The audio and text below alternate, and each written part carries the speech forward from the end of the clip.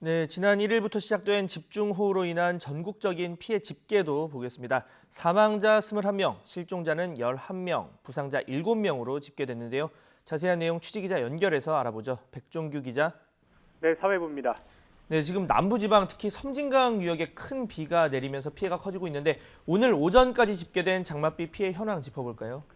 네, 중앙재난안전대책본부는 지난 1일부터 오늘 오전 10시 반까지 장맛비로 인해 사망자는 21명, 실종자는 11명, 부상자는 7명이 발생했다고 밝혔습니다.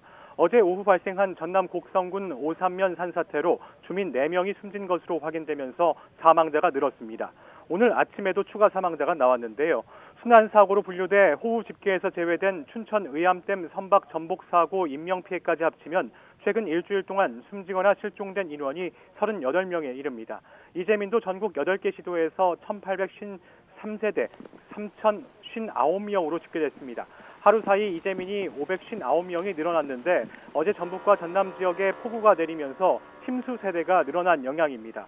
전체 이재민 가운데 879세대 1,436명은 귀가하지 못해 친인척 집이나 체육관, 경로당, 마을회관 등 임시 대피시설에서 생활하고 있습니다. 일시적으로 대피한 인원까지 합치면 1,855세대 4,485명에 이릅니다. 시설 피해 현황을 보면 모두 8,246건의 피해가 발생했습니다. 공공시설 4,641곳과 사유시설 3,605건이 피해를 봤습니다. 농경지는 8,439헥타르가 침수됐고 주택은 2,236동이, 비닐하우스 173동이, 축사 1,196동이 침수됐습니다. 어제 하루 동안 주택 287동과 도로와 교량 1,489곳이 침수되거나 파손돼 시설 피해가 2,084건 추가됐습니다.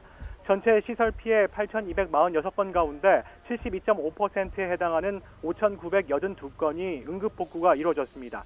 통제 상황을 보면 지리산과 속리산 등 18개 공원 426개 탐방로가 통제됐고 도로는 서울 잠수기와 올림픽대로, 여의상류 IC, 광주천 하부도로, 곡성군 국도 17호선 등 도로 57개소가 막혀 있습니다.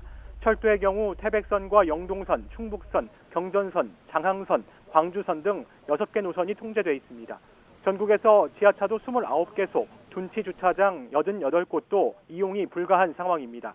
이와 함께 충북 청주 직동과 탐방 저수지 등 7곳이 넘치거나 피해를 입었고 이 가운데 2곳에 대한 응급복구가 완료됐습니다.